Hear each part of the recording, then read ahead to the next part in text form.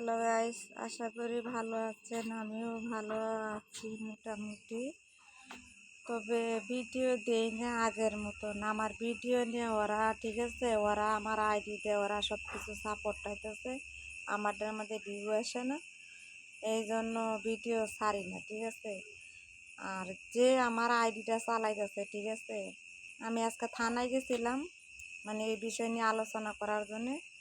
উনি বলছে আপনার মোবাইল নাম্বার আইডি টাইডি সব দিয়ে যান, সব কিছু দিয়ে আসছি, কিন্তু তারা সব কিছু খুঁজে বাইর করবো, ঠিক আছে।